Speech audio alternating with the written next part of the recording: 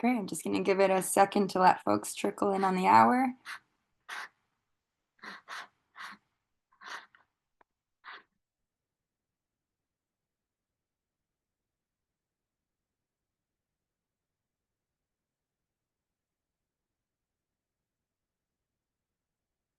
Just get started in 1 minute.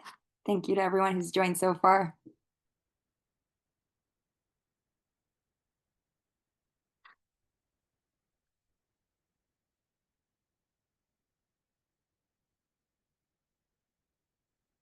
Okay. I'm going to get us started. Welcome, everyone, to the first webinar in our series, Mobilizing Communities for Local Climate Action. You likely know this is a 4-part series. It's going to explore how engagement and collaboration at the community level can unlock new opportunities for climate leadership. And this is co-hosted by Climate Reality Canada, Climate Caucus, Clean Air Partnership, David Suzuki Foundation, and the Tamarack Institute. And for those of you who don't know me, my name is Livia. I use she, her pronouns, and I'm the network manager at Climate Caucus. And I'm thrilled to have you all join us today for this discussion. Before we begin, I'd like to acknowledge that I'm joining you all from the traditional territory of the Anishinaabe people, which include the Ottawa, Ojibwe, and Potawatomi nations, collectively known as the Three Fires Confederacy. I'm grateful for the opportunity to work, learn, and gather on these lands, and I want to acknowledge the ongoing leadership of Indigenous people, especially as we're discussing climate action today. I'd like to introduce you to also introduce yourselves in the chat and share the land that you're joining us from today. And I'm also going to drop a link in the chat to this online program that's offered by Sustainability Network on decolonizing ENGO First Nation partnerships. And their next session is starting next week. Just some quick logistics for the call. We're going to have some time for a Q&A. So please feel free to add any of your questions to that Q&A feature at the bottom of the Zoom. And with that, I'm going to now pass it over to Cameron, who's going to be facilitating this call today. For a brief intro to Cameron, he's a former documentary maker, and now he does organizing and education work with the David Suzuki Foundation as a sustainable communities manager. Listening to and working with stakeholders, Cameron empowers people to make positive changes in their community so that we have a more just and sustainable world. So I'll pass it over to you now, Cameron. Thanks. Thanks, Olivia, and thanks everyone for being here today. Yeah, reminder to put your questions into the Q&A, and we'll get to them at the end. I'm today here in Lekwungen territory of the Songhees and Esquimalt nations, colonially known as Victoria, BC. And we're going to look at 2 grassroots stakeholder initiatives to get councils to take strong climate action. 2 initiatives from 2 very different cities. One on how to make transit more accessible to youth in the city of Regina. Regina is a city where organizers spent a very long time trying to get the city to come up with a climate plan known as their Energy and Sustainability Framework, or Renewable Regina 250. And after that, youth built a coalition to get better transit, and we'll hear that story. We'll also hear from advocates in the city of Vancouver, a city known as a green climate leader, but where community groups and stakeholders still had to organize to prevent the city from rolling back strong climate action there and the zero carbon step code. Both stories show how important strategic community organizing is in working with councils to make our municipalities more climate safe and inclusive. And today we're going to start with Regina. I see Kimberly Kolody has joined us. So we're going to hear about public transit in Regina. And I'm just going to read you the bios of our presenters. We have Councillor Shanon Zachidniak, who's serving her 2nd term in Regina Ward 8 as City Councillor. She's a passionate community leader and has worked in management roles with several organizations. She has a master's degree in environmental studies and a bachelor's in journalism. Shanon is a member of the Canadian Urban Transit Association, the Saskatchewan Urban Municipalities Association, and the Federation of Canadian Municipalities and the Green Municipal Fund. She's the winner of the National Clean 50 Award for her contributions to climate advocacy in Regina, a recipient of the Queen Elizabeth II Platinum Jubilee Medal and a finalist for the YWCA Regina Women of Distinction Awards. Joining her will be Sophia Young, an award-winning climate advocate, speaker, and changemaker with a proven track record for turning ideas into policy. A National Youth Climate Action Award recipient, Saskatchewan Junior Citizen of the Year, and a YWCA Young Woman of Distinction. Sophia led a successful campaign that made transit free for children 14 and under in Regina that spread to Saskatoon, impacting over 50,000 youth. She's now scaling that impact nationally through Get on the Bus, supporting similar wins in 17 communities. A TEDx speaker and published researcher on youth leadership, Sophia brings energy, insight, and real-world experience to every stage she steps on. And joining her will be Kimberly Kolody Watt, who took over Better Bus Youth from Sophia and is their current spokesperson. She won the Regina 25 Award for Grassroots category and the January Marie Lapou's Youth Leadership Award for her advocacy with two-spirited LGBTQ plus community. And her leadership has been, she has shown leadership around Regina, in particular working with Better Bus Youth to obtain a fare free transit pilot project for youth under 18. Kimberly's courage, compassion, and dedication inspire those around her. And I'm going to pass it now over to Sophia, and Kimberly and Sophia, Olivia will be running your slides. Thank you. Hi everyone, my name is Sophia and I'm so excited to be with all of you today. And if we move on to the next slide, I'm just going to tell you a little bit of how Better Bus Youth, or BBY, began. Now, the reason why I decided to found Better Bus Youth was because of the transportation barriers I faced. Growing up, my dad was temporarily paralyzed from the back down, and it was hard on my family. My mom couldn't drive me to school, and that was the first time that I realized that transportation barriers rob youth of friendships, opportunities, and dreams. And when I went to high school, I realized I wasn't alone in that struggle.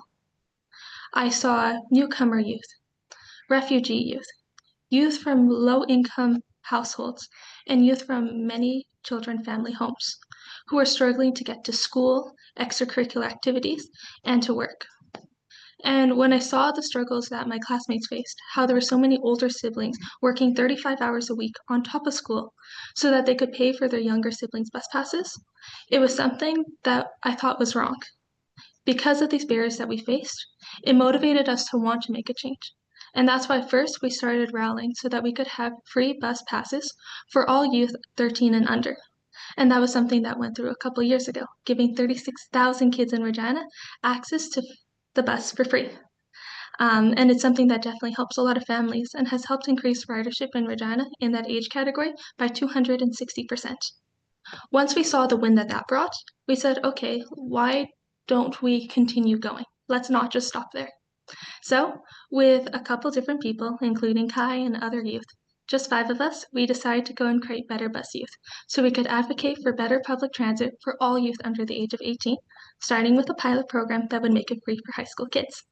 So if we go on to the next slide, we can talk a little bit more about how we decided to do this. So what started with 5 people very quickly grew to 50, and you can see in the bottom right photo, a photo of some of our different team members. We did a whole bunch of different events to kind of get this message out into the community. We tabled at different events. We worked with a variety of different partners to go and speak about the change that we wanted to create. And we also held an art gallery at the Regina Public Library so that we can go and talk about why it matters to youth that there is better access to climate action, as well as having transit as part of that climate action that we're trying to have for youth. And you can see in that top left photo that picture of some of the artwork that different classes decided to make to go and say why transit was important to them. And besides all these different speaking opportunities that we did, like at the University of Regina to a whole bunch of different youth, which you can see in that bottom middle photo, we also did a lot of art advocacy. And you can see that in that bottom left photo. So that is our kind of premiere of one of the murals that we created during my time of leader, which is a mural called Rediscovering Home on the side of a retirement home. And it showed why it's so important to have access to the bus, because when we have access to transit, we can get around our communities much more safely and can see why our communities are truly alive. And it's really through all these different speaking opportunities that we had, as well as our abilities to get involved and work with these different partners, that we were able to create some changes in our community, which we can see on the next slide. So even though fair free transfer for all youth under the age of 18 didn't happen during this time period, because of some of the pushback and budget issues that there were, and also some delays, there were so many successes that came from that involvement. We saw so many youth empowerments. So out of the youth who came and decided to step up and make their voices involved, them saying, I've never played at an event before. I've never raised my voice. I never talked at city council. All those different youth saying, I feel like I have power in my voice.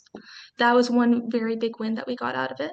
But also from our community. So we had 1,550 people to sign a petition saying that there should be free transit for all youth under the age of 18. And we had 12 community partners who also agreed that it was so important. So we worked with Regina Open Door Society, Saskatchewan Council for International Change. We worked with different broadcasting organizations to continue getting that message out there. And there were so many supports from all these different groups. And even groups who maybe we weren't the most close to, the youth from there. One example is Hope Armstrong, talk about why it's almost in a way a reconciliation matter to have good transit because it allows access to those programs that works towards reconciliatory matters. And also, again, with that support of the arts, we had actually one of our youth end up becoming an artist out of this.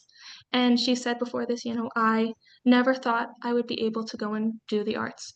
But because of the support that I got through this program and through all these other youth, I feel confident being an artist. And she actually applied for different scholarships and she was able to get them because of the involvement this had in her community. And that's kind of some of the beauty of this. And even though I had to go and leave Regina, the movement continued to live on because of the strong succession planning that we had. So first with Daniel Liebman and now with Kolody. And I'll pass it to Kai so that they can tell you a little bit more about this.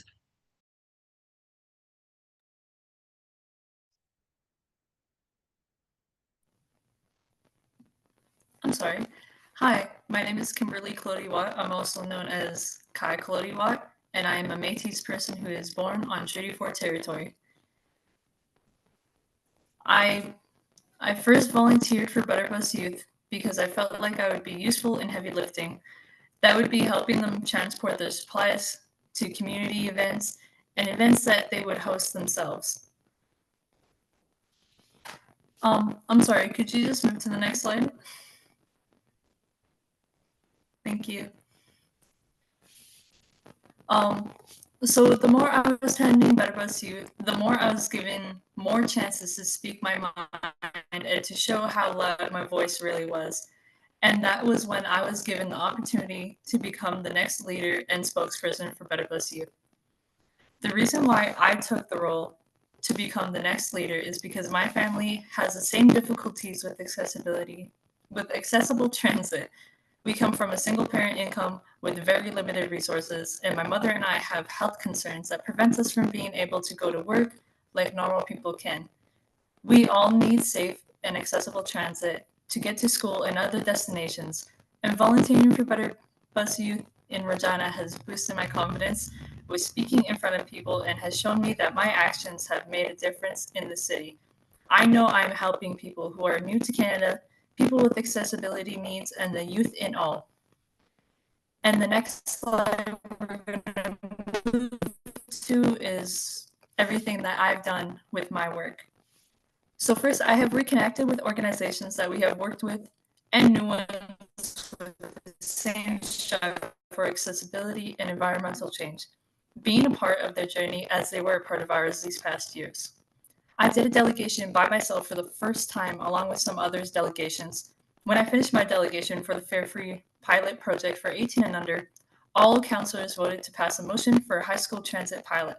We also had a lot of press involved and made a connection with the councillors to ensure that this passed. I was also honored to be nominated and receive the recent Regina 25 Grassroots Awards for my activism in Regina. This made me feel that I was doing something truly important and that my work has really impacted the city. We are now in the process of making another mural for Regina that is on the Salvation Army building on Osler Street, continuing the art and voice connection that we all share. This is similar to our last mural that depicted how Indigenous knowledge and public transit are connected. For the next slide, I'm going to be talking more about the mural and more of the connection. We have finished our first mural in 2023, and we are currently in the process of finishing our newest one. The first mural being the first image above, and our current one being the second image. Murals like this are important as these visuals are louder than words, as they show how community has came together, showing the importance of community building and accessible transit. This mural depicts the unity and diversity of everyone who rides transit, showing how many different people use it and should show why it's important to have a safe and ensured accessible transit. Getting better transit in Regina makes for a more accessible city and climate-friendly city. As a youth, I am striving to create a better future for all generations. It is important that city councils provide what residents like me need. And I am going to pass it to Shanon now. Hi, folks. I just want to check to see if folks can hear me okay. Just because I know there's been some concerns with that. Yes, okay. If that changes, please, you can. Okay, great. Thank you. So I'm Shanon Zachidniak. I'm a Regina City Councillor. If my background looks funny, it's because I'm in a cab on the way to the airport right now. And because I am currently in Toronto, so which I just learned is covered by Treaty 13. And normally, though, I'm based out of Toronto, which is Treaty 4. I just want to talk about, in terms of collaboration between council and community. For me, when this is my second term on council, I'm in the first year of my second term. So I've been on council 5 years now. And I had as part of my platform initially that I wanted to be working on fare free transit. You know, you throw a bunch of ideas in a platform when you're running for office. Some of them you end up moving on, some others not. But I would say it's important to also have flexibility as a counselor and someone seeking office as to like, where is the energy in the community? And so once I actually got elected, through collaborating with Cameron Esler is how I became connected first with Sophia Young and Better Bus Youth. And I would say Cameron's been a great connector to ensure we all stay connected. Same thing with Kai. And so this connection between community and council, in hindsight, feels so obvious that, of course, the counselor and counselors should be harnessing the energy of the community in terms of working towards policy changes. But in practice, I don't actually think that this sort of collaboration happens enough. And so, but I want to stress how much it's been, I hope, mutually beneficial for Better Bus Youth and for myself as a counselor to be able to harness the energy of the work that they're doing and bring forward emotion when it's needed and speak positively about this work and try and be a champion on council doing this work. It makes my job easier working with community to make change happen. And so they talked about Kai and Sophia succession planning.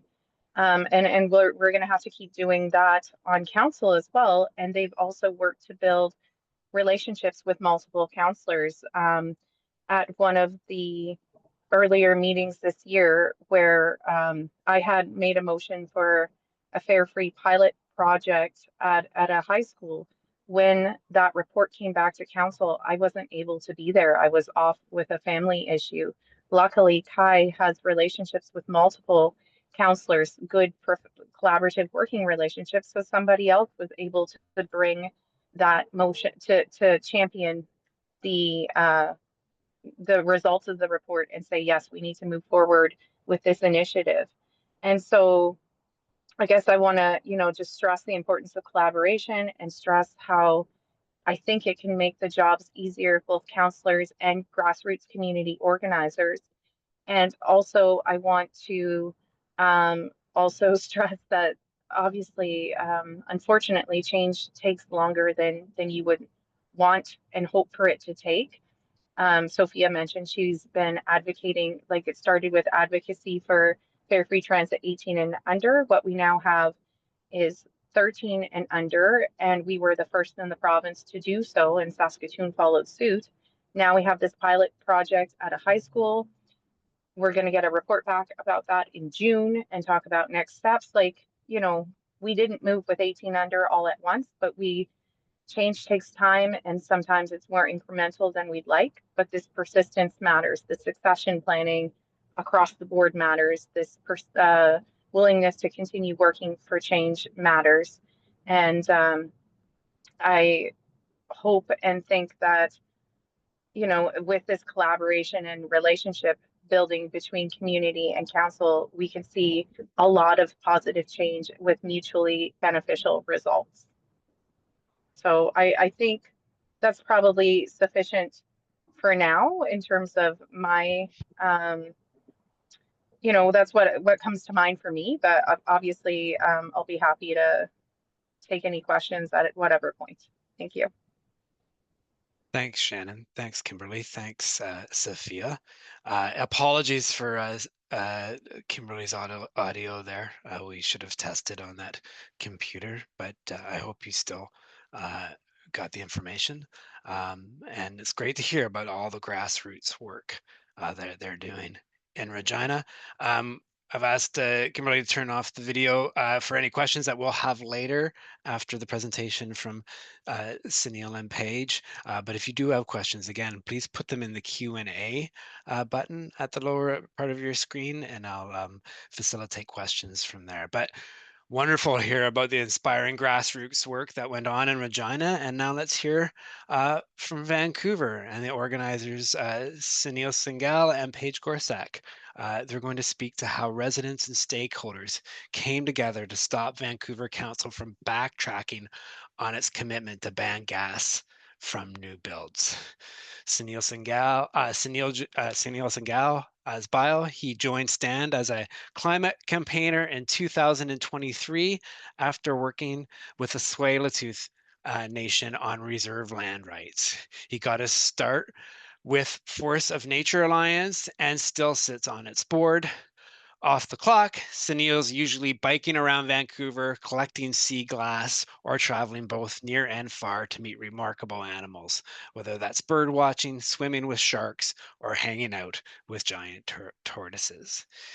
Paige Gorsak, they, is a climate justice organizer and community builder living in unceded Musqueam, Squamish, and Tsleil-Waututh territories in Vancouver.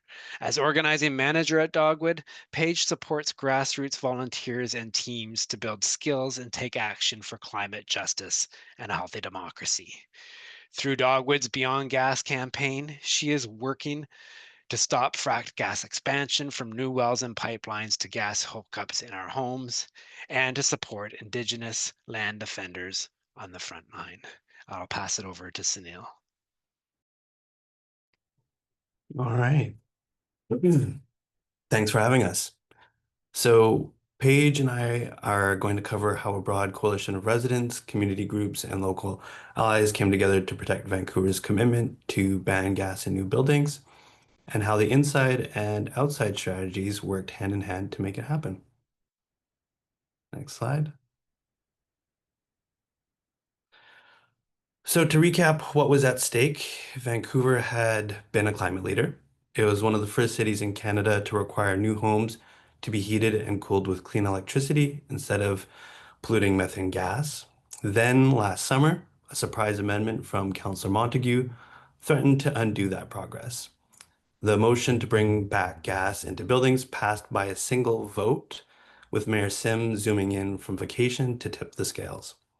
Rallying the public became a test of whether strong climate action could endure a shifting political landscape to the right. Next slide.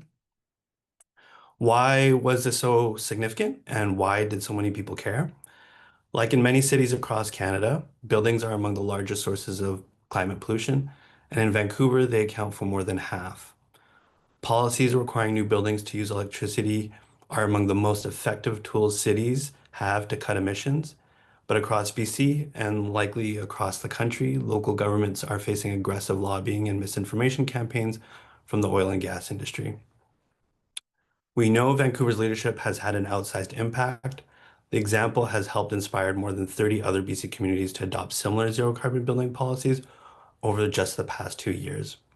And had the gas ban reversal succeeded, it could have sent the opposite signal, encouraging cities to backtrack on their climate commitments. So that's why it was so important to act. Next slide. Here's a quick overview of what we had to work with from the surprise vote in the summer last year to the victory in November. It was a pretty short timeline, relying on quickly mobilizing a variety of tactics, which we will get into next. We'll share how we use both inside strategies like power mapping and credible messengers, and outside strategies like open letters and public demonstrations to help influence the outcome. So to begin with, our inside strategy focused on laying the groundwork, which included mapping out the councillors' positions, identifying key validators like doctors and builders, and who had existing relationships with people on council. Just to begin with, we analyzed what had happened in the initial vote, what votes we needed to maintain, and who did we need to shift. And as you hopefully can see on this slide, the ABC party had a majority on council, accounting for 8 of the 11 seats at the time. However, 2 of the ABC councillors voted against reintroducing gas in buildings, making it a close vote, showing 6-5 here. To make matters a bit more complicated, one of the councillors who opposed reintroducing gas in buildings resigned to run for provincial office, leaving us with an even narrower path to prevent the rollback. Our first step was to affirm the councillors who had voted against the amendment and encourage them to remain firm in their position. That included councillors Carr and Fry, who are there on your right, from the Green Party, as well as Councillor Meisner and Councillor Dominato from the ruling ABC Party. Next, we identified the councillors who might be open to persuasion, ABC councillors Bly and Joe, as key potential swing votes. And finally, we mapped the councillors actively promoting fossil fuel interests, whose arguments we would need to counter. These fossil fuel champions, Mayor Sim, Councillor Montague, and Councillor Klassen, were largely echoing talking points from the gas lobby, which required coordinated myth-busting and message amplification from a variety of voices to counter the misinformation.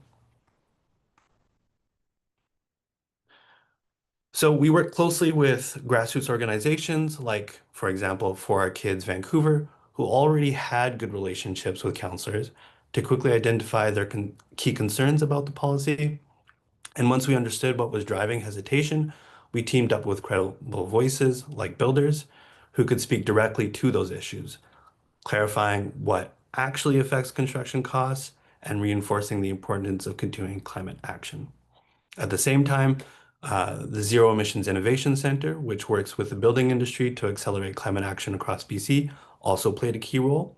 Their industry survey, which was widely covered in local media, showed that the real barriers to new housing were things like permitting delays, not the switch from gas to clean electricity. And so together, these voices helped ensure accurate information was reaching councillors and the public alike. Meanwhile, we kept shining a light on the gas industry's behind-the-scenes influence, particularly its close ties to the mayor's office. And now I'll pass it on to Paige to talk about some of the outside strategy. Thanks, Sunil. Hi, everybody. Really nice to be here with you all. So what I'm going to chat about is the inside strategy or the outside strategy. So the inside that Sunil was just describing was really focused on relationships and facts, whereas our outside strategy was all about people power. So a vocal and persuasive public whose energy we could direct at those swing votes, and to show those councillors that this wasn't about just a single motion, but a legacy defining moment for Vancouver, this crucial pivotal moment. So this relied on us bringing some of those allies along that we'd talked with during the inside game phase, finding key business leaders who could influence their peers, and talked with them about different strategies. And ultimately, more than 200 businesses signed on to an open letter urging council to keep the gas ban. And we know that those are really influential voices for city council. They don't always listen to, climate activists and environmentalists. So those key validators were really important to highlight publicly. Meanwhile, our friends at CAPE, the Canadian Association of Physicians for the Environment, rallied more than 100 doctors to do the same. And in our movement, we, and particularly Sunil, helped craft an op-ed showing that climate action and business go hand in hand and aren't these sort of separate spheres. And we put this front and center for councillors through targeted ads, wanting to make sure that these messages were hitting home while they were being repeated in those lobbying meetings.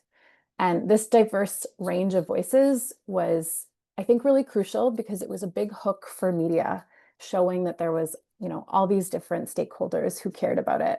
And ultimately, this really dominated the news cycle in the fall, which doesn't always happen with municipal politics, right? Like there's often other levels of, that they'll be paying attention to. And this really was a key story.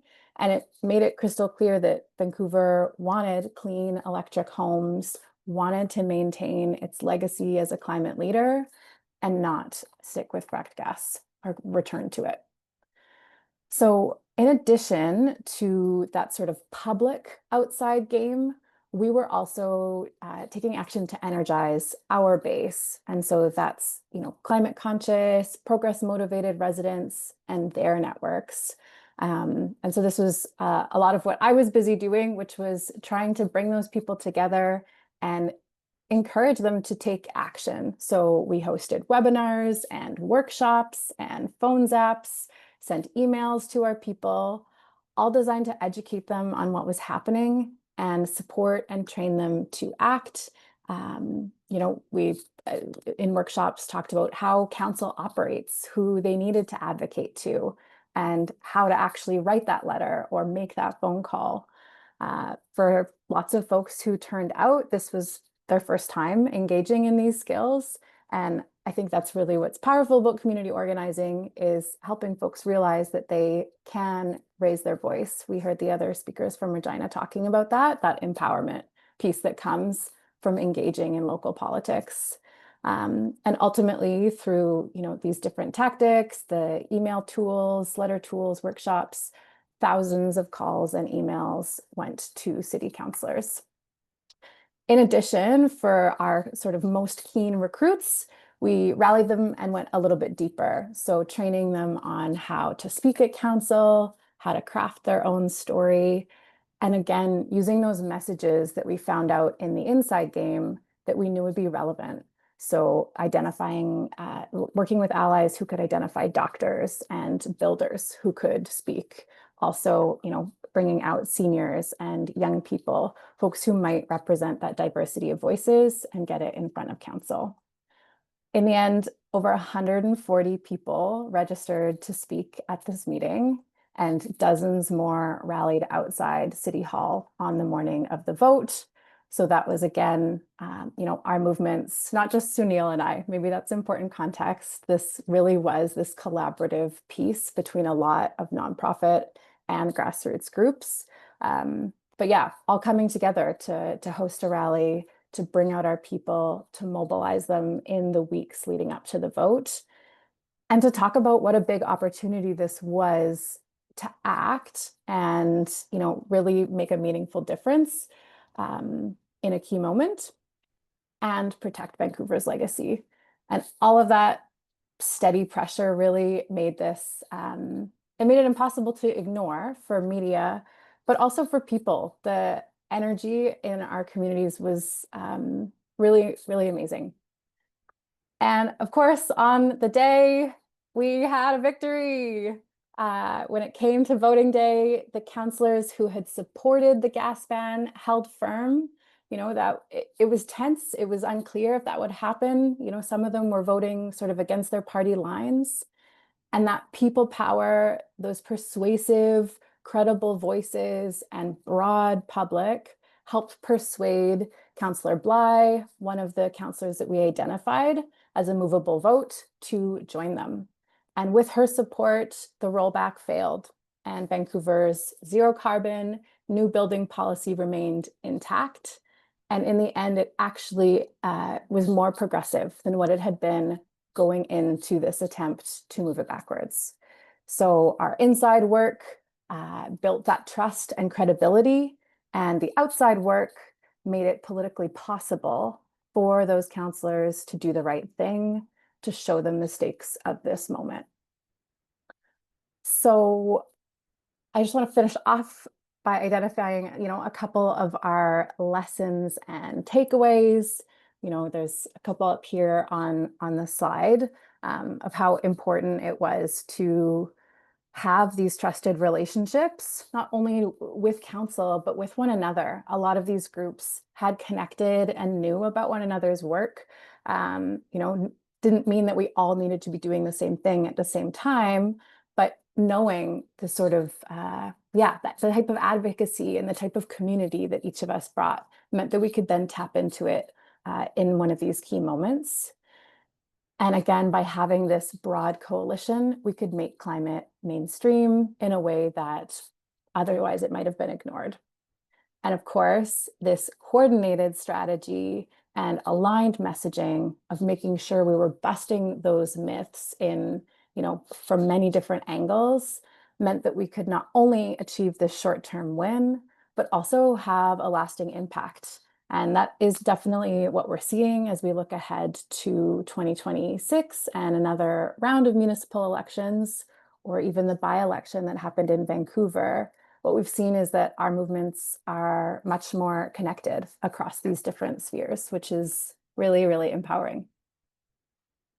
So in closing, just want to offer this as, a story that people power can actually win. In climate work, sometimes it feels like our victories are partial, or that we're pushing against this big juggernaut. And I think municipal politics is this crucial space where we can show communities that their advocacy, their voices can be heard, that we can make change. And it's a reminder that climate action often survives and thrives because people are showing up locally. So when we can, do that kind of crafty strategy of mixing inside expertise, outside energy, we're not just defending policies, we can actually build momentum and we can achieve big things. I will finish there. Sunil and I are really happy to take questions and shout out all the other incredible people who helped achieve this.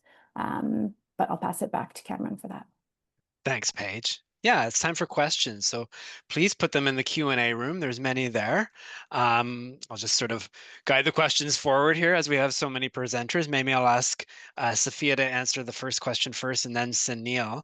And the question is, what are the most effective ways of lobbying and developing relationships with city councillors, including those who are opposed to your goals? Sophia? Oh my gosh, we had so much of that.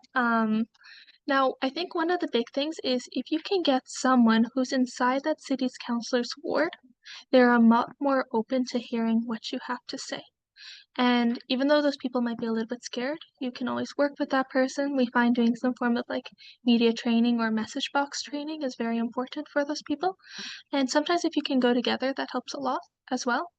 I think one of the big things is when you're working with something like transit or something that's very environmental related, but also very equity based, I think it's important to show how it's many faceted, right? So even if that person's like, oh, I don't care about climate science or I don't care about sustainability, most likely they will care about their kids. They will care about safe homes. They will care about health, right? So if you have a way where you can show your message works in many different angles, that helps to get your message out there for a variety of different audiences who have different priorities. I think that was one of our most effective ways. And I think the other thing is really inviting these counselors to be at our different events, to talk to the youth, to come interact. We had a lot of counselors who were very excited to come out I know that's something Shanon can expand more on, but I think those were definitely some ways that we were able to build some of those relationships and to lobby. Before I turn it over to Sunil to answer the same question, Shanna, did you have something really quickly you wanted to say to that? Yeah, just that, I mean, so counselors are just regular people, right? And certainly the business leadership in the community does not hesitate to reach out to council as part of their jobs with things that they would like to see happen in the community. So part of it, I think, is just breaking down the barrier of considering a counselor as someone that you're nervous to connect to, because these are just regular people doing this work. And so part of it is just breaking down that barrier that there's, like Sophia's right, you can get training to help you feel more confident connecting with people, but part of it is just doing it, reaching out, and doing so in a way that you're explaining passionately what you care about. Yes, it's great if you live in their area. Counselors also pay more attention, at least in Regina, to like very interested in hearing from youth. We don't hear from enough young people, but yeah, part of it is just doing it, reaching out, starting to connect with counselors. Yes, we're super busy, but we're just regular people who ideally are here because we care about the community. And so just not being afraid to just try to build a relationship, whether showing up to council, texting, emailing, trying in multiple ways to connect with all these folks. So Thanks, Shannon. And Sunil, could you answer the question? Yeah, I also don't know if Paige has something to add, but I agree with what Sophia and Shannon had to say. And I think another thing to maybe point out is not always to just reach out to council when you oppose something. If there are councils who do good things, my understanding is that they appreciate giving thanks for the things that they've passed.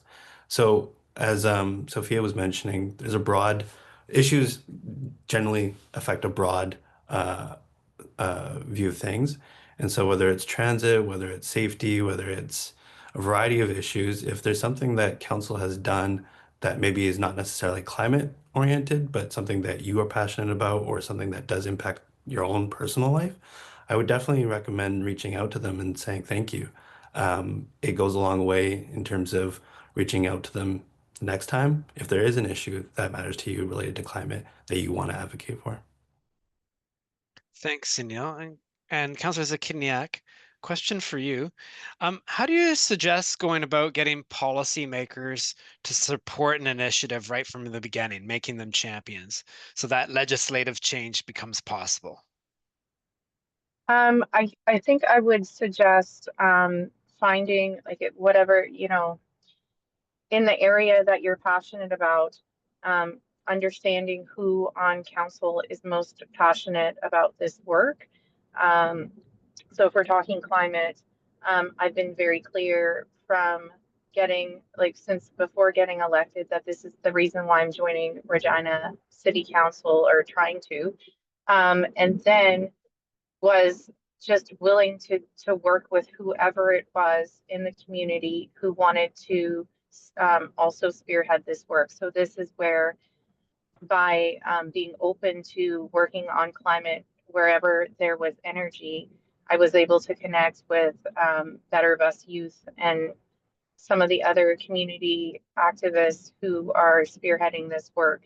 And so I would say that across the board, what I understand is that counselors have, like across the country, and too much work and not enough capacity to do the work. So it actually helps us if we can connect with like-minded community members who are doing this work. So, you know, maybe there's a clear person on council who's spearheading the work. As Sophia talked about, like making a connection, if there's not, to something that folks care about. And transit is actually something that's hits so many different points that you can, I think, easily find a champion on council, whether for environment or accessibility or multiple benefits that transit or other things bring. So, you know, part of it's understanding who's on council, but like helping them understand how what you're working on can help them and be mutually beneficial. I don't know if that answers the question, but I think that it's easier than you might think. Thanks, Shannon. A question for both Sunil and Paige in Vancouver. A lot of people only have the capacity, very few people have the capacity to take meaningful action. In the Vancouver case, what really helped to get people engaged and mobilize? How did you find tasks that they could embrace? Sunil and Paige. Yeah, I can start on this, and Sunil, you can jump in after. I think what we really tried to do across our different groups was sort of have a ladder and different levels of participation that folks could tap into. So at first it was things like an email tool that went out where we would already sort of have speaking points ready for you. You could just put your name on and hit send. And then as people were more interested, or maybe once they took that action, we could invite them to do a little bit more. Say, hey, you know, did you know you could also phone your counselor? Or would you like to come to a workshop and talk with other people about it? And I think from there, another piece of it that was really important was relational organizing. So getting those activated people to tap their own networks. And that is sort of just like a fancy way for saying, you know, text your own friends, ask your mom, ask your neighbor to take action if this matters to you. And breaking it down that it actually is that simple. So, you know, we had a workshop in Vancouver, and it was, you know, we had snacks and people could come out and they didn't need to know anything in order to show up there. And they could handwrite their letter in person and we would drop it in the mailbox for them. Or they could bring their kids and come and paint a sign and just learn a little bit about it and not have to be a full expert.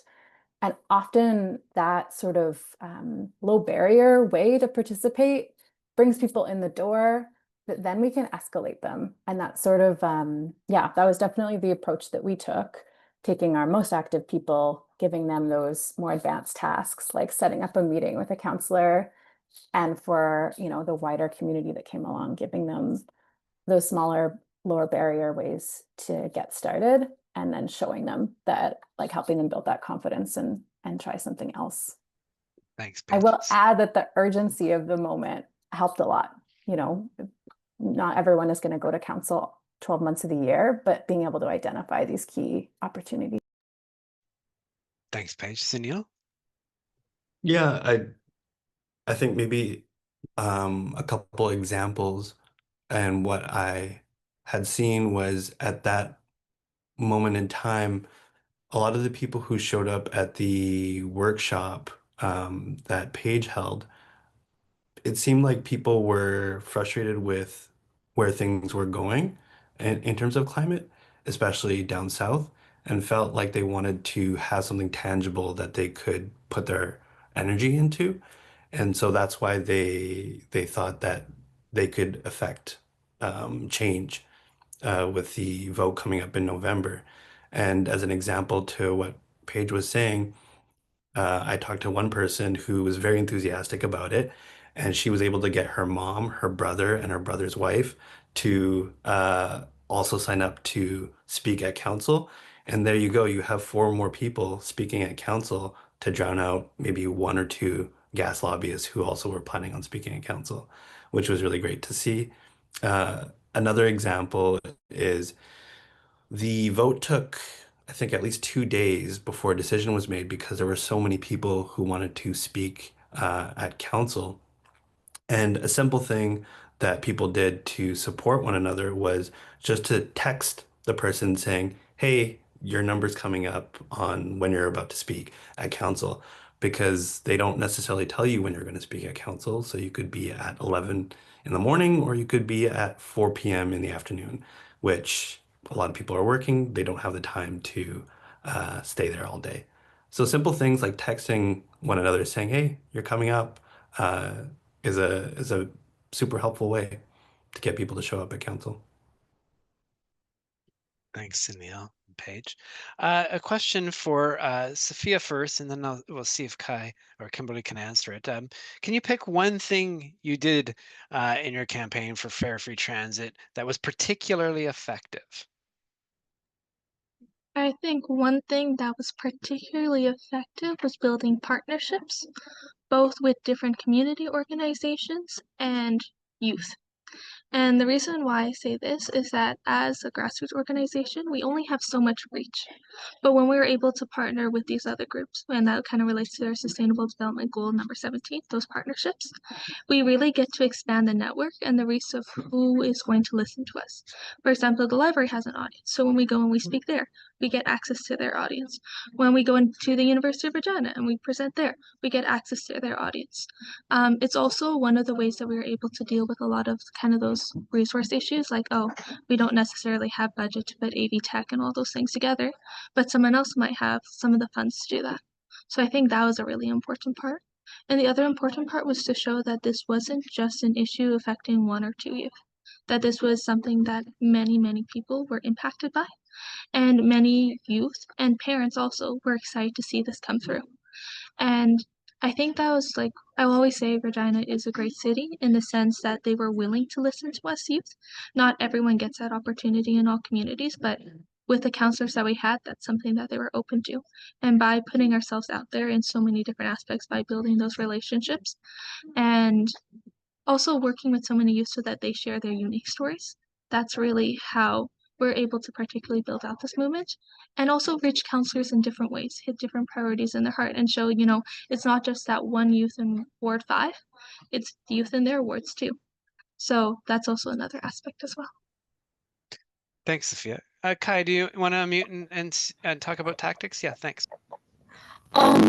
Yeah, I very much agree with what Sophia said. We had a lot of positive impact from partnering and having those people that we partnered letting us use their resources and their places.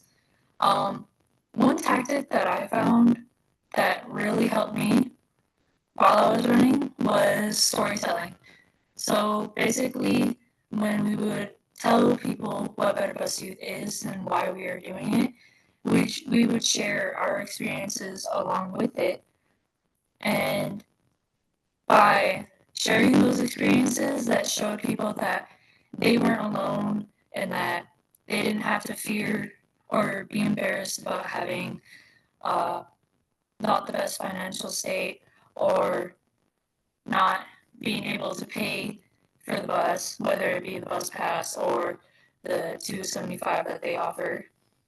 And as I go on to tell my stories and to help people share their other stories, when I delegated, I put the counselors in my shoes for a minute. Like, there's this one part of my delegation where I mentioned that, again, me and my mother do not have the best physical health, and it's hard to get to school, and sometimes I've had to walk 45 minutes to school and from home in raging blizzards.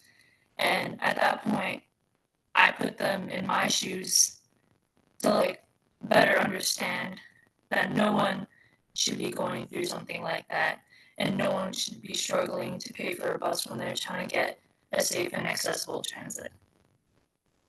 Thanks, Kai. We're still getting some feedback. I think we heard what you said, but we're still getting some feedback from your audio. So I'll direct all the questions to Sophia moving forward. But thanks for that on storytelling. That was great.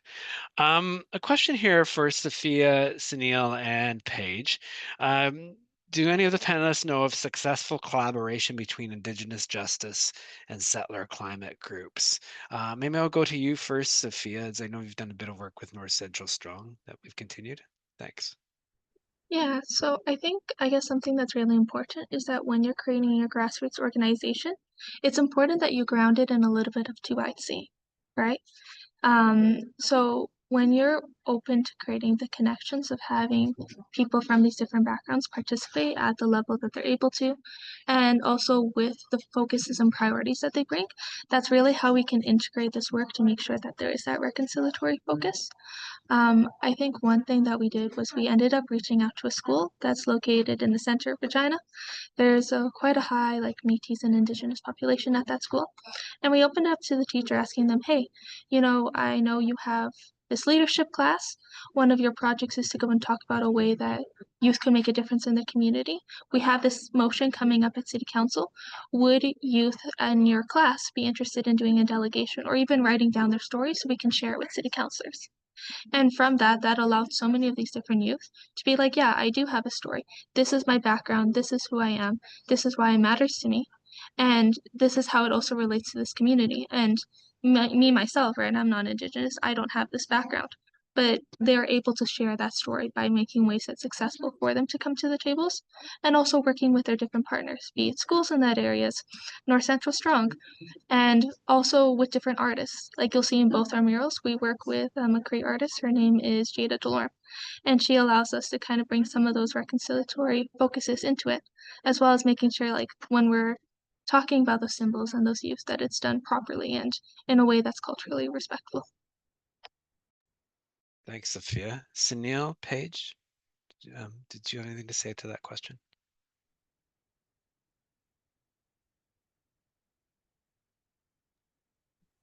I don't know if Paige, you want to. I mean, I agree with a lot with what Sophia was saying, and I think it's really important. It's similar to what we were talking about, building relationships, that these happen in advance and it's not at the last minute. And it's reciprocatory, right? So it's not just about moving forward your issue that you may have, but finding ways that you can do meaningful collaboration and supporting one another. Because it's not just one particular issue, then it's a long-term relationship that you have where you can support one another.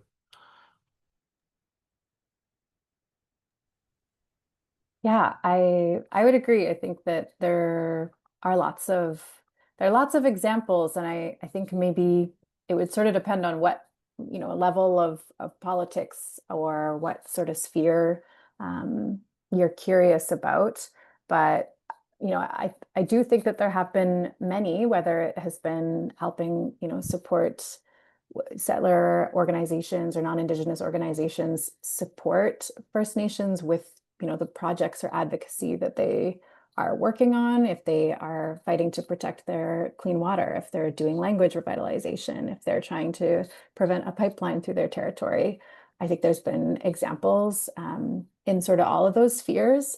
And sometimes it is, just helping amplify. At other times, it can be a settler organization helping, fundraise or support on like a legal challenge. And in other cases, it might be like a really direct collaboration around, a specific campaign. For Dogwood, at least my organization, it's looked like helping support behind the scenes in some cases of supporting like a language revitalization project by the Wasinich Nation, whose territory our organization operates on, and also supporting frontline communities who are resisting pipelines. And again, that's looked like helping, bring our base into knowledge about what's happening and amplify their stories and voices, helping drive donations towards legal fights.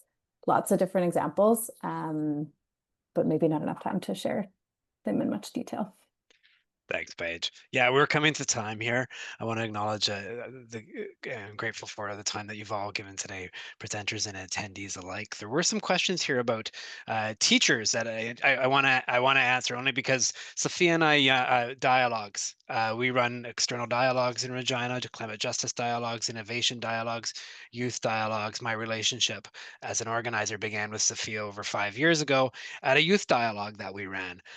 From there, building on that relationship, skill building, and so forth through various programs. But that creating that space in those dialogues, external, then precipitate other dialogues. And Sophia and others then join the city-run dialogue about how they want to create their climate plan and master transit plan and so forth. And that way you can, there's teachers in schools who want to bring their students to those external dialogues. And then Kai has many friends, for example, in the Permaculture Club.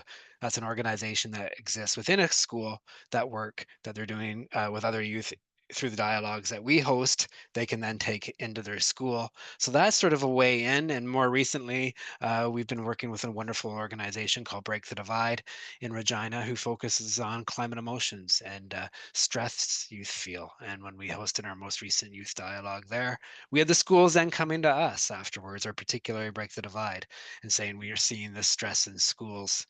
We would like to bring you in. So we're not coming in with policy suggestions there, but we are building relationships, which is the core to people power. So to just answer a couple of questions around teachers, dialogues has been key in building relationships in community. We are at 12 o'clock. I want to thank everyone for coming today. Olivia, did you have some final words? I just wanted to quickly note, and of course, say thank you to the speakers and to everyone who joined today for this really excellent discussion. And I just wanted to let everyone know that if you registered, you will be receiving a link to the recording and also links to the next webinars. We have 3 more, so we hope to see everyone there. But thank you, everyone, for your participation. Of course, your work on climate action. Hope to see you soon. Bye, Thanks. everyone.